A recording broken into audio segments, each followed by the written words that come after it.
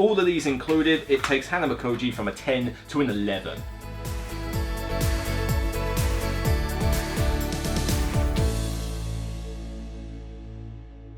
Hi everybody, welcome to another Beyond the Base Game review video. Yeah, it's been a while since I've done one of these, but top 100. Top 100 gets precedence, I'm afraid. You know, once top 100 is done, then I can move back and get some of these older series up and running again. But, as I say, there's only so much time with one little bitty person, me, doing everything. But I wanted to get this really quick one to do, because I've been very kindly sent from overseas the expansions to Hanamikoji, one of my favourite two-player games ever. In fact, check my recent top 100 video for more on that.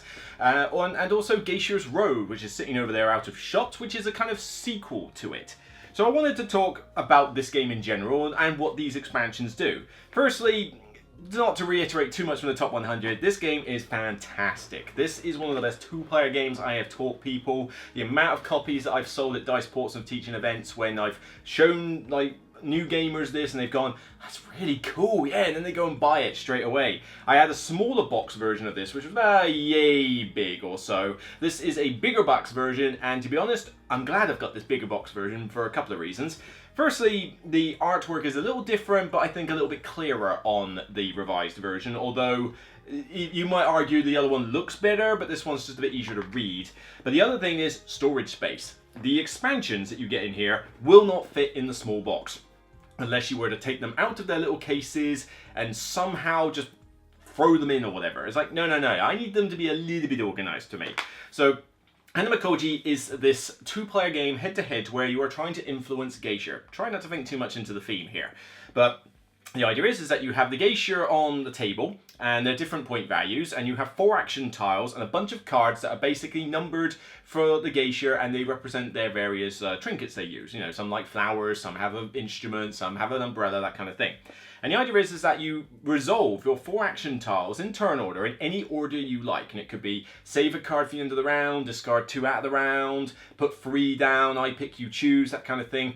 And when you resolve these, the earlier you do the action, the more choice you have, but the less information you have because the table's still pretty much empty.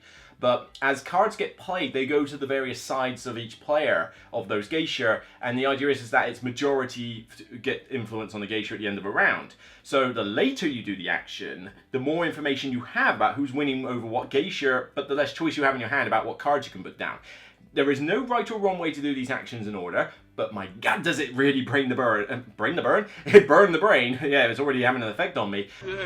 2 weeks. You know, to actually go through these mechanisms. They really are really good. It looks gorgeous, very simple rules, very easy to play and portable. So what exactly do these expansions do? Well, they're pretty straightforward in fact.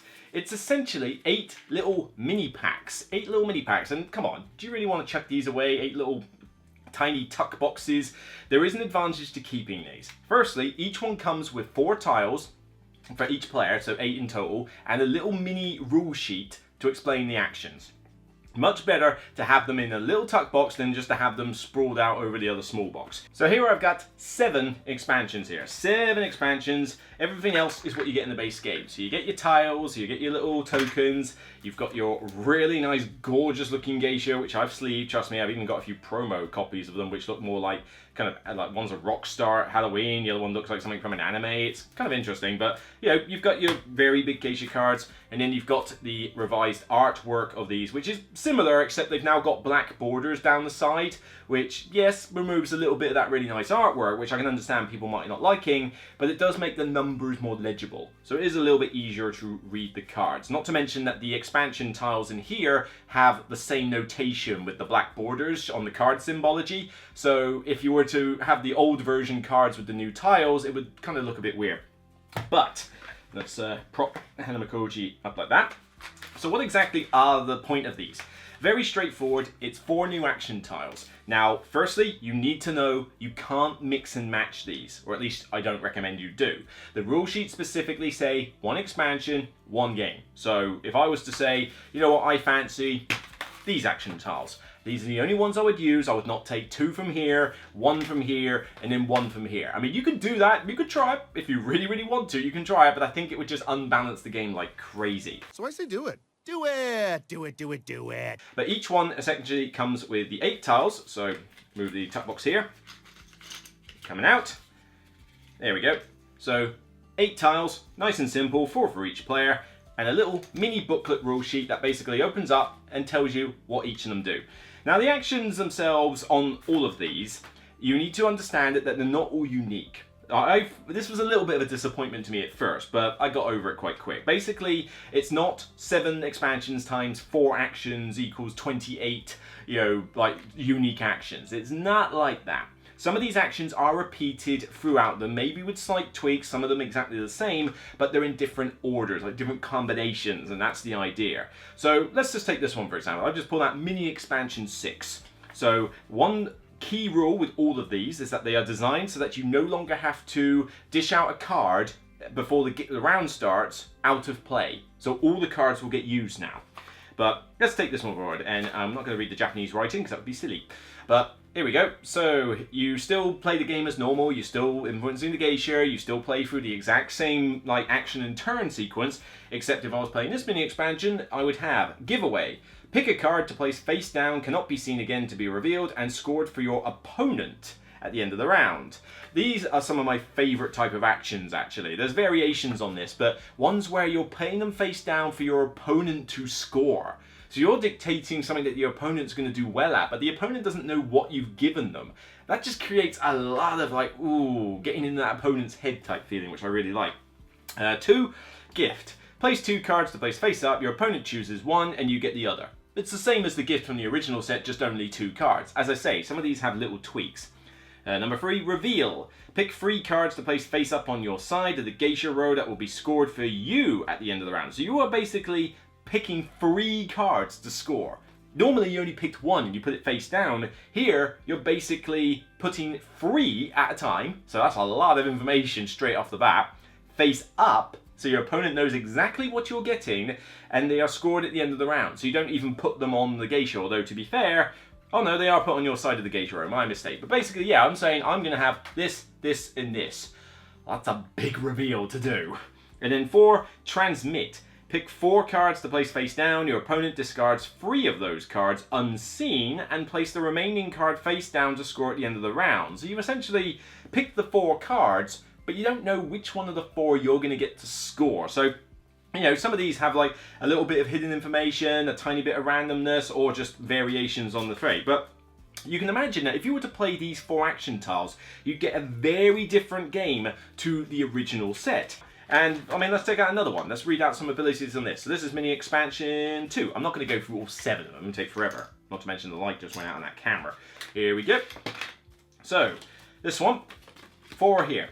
So we've got giveaway, which is the same as I mentioned before. So as I said, some of these can be rinse repeated. So pick a card to place face down on the opponent's side. It's a cool ability. I like it.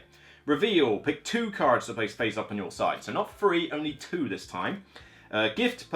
Pick 3 cards to place face up. Your opponent chooses 2. You get 1. That's in fact saying that. Isn't the base set one that you only get 1? That's an interesting thing. Where's the base set one? Is that slightly different? Yeah, your opponent chooses 1 of the 3 and you get 2. This is the opposite of the gift, where you actually lose 2 of the cards and you only get 1. Oh, that's a bit different. And intercept. Pick 4 cards to place face up. Your opponent discards 2 of those cards face down, cannot be seen again, and place the remaining on your side. So the opponent doesn't get any of the cards. They're saying that these 2 won't be scored for anybody, and you're getting the other 2. Again, just nice little variations to actions you've seen before. So the complexity level isn't raised, but you have all this extra variety. And again, that's mini expansion 2. So if I want to play that one, I can. And that's what I love about these tiles. They are just really good for that. They're simple, they're easy. Honestly, you don't even have to tell a new player that you're using an expansion. They'll probably twig from the fact you're getting a little tuck box out, but the gameplay is still the same. In fact, you don't even have to take out a card at the start of a round, so there's actually 1 less rule to learn. But you can basically teach any new player any of these expansions, and they'd be just fine. They're no different in complexity, really, from the base set 4. But now, I've got 7 new ways to play this game. Every time I take out Hanamikoji, I can now go, I'm going to have that one, and we'll play a game, and we'll play through 2-3 rounds and finish it. And it'll be like, you want to play again? Cool. This one now, honestly, these are a must-buy if you're a fan of the game. There is no reason not to grab these. They're cheap, you can get them, especially if you buy them individually. I don't know what they're going to be priced as an individual basis, but they're not going to be expensive. It's just a tiny tuck box with 8 tiles and a little rule sheet. But you can fit them in the box, as I've just proven, and with all of these included, it takes Hanamikoji from a 10 to an 11. It is an absolute must-buy if you're a fan of this game. More variety for a game that's already fantastic. What more do you want? So yeah, definitely a 10 out of 10 system. The only thing that can let it down is the pricing. I don't know what their individual prices are going to be, but hopefully not too expensive. But honestly, I still recommend grabbing these if you can. I'm certainly keeping these, and I can't wait to get this game to the table again. So that's it for this Beyond the Base Game review. If you like what you see, please remember to leave a like and a comment. It means the world to me to know that you appreciate the content. What are your thoughts on Hanamikoji? Do you love the game? Are you intrigued by these expansions? Is it enough to add variety for you? Are these a must-buy? Let me know your thoughts. I enjoy reading them.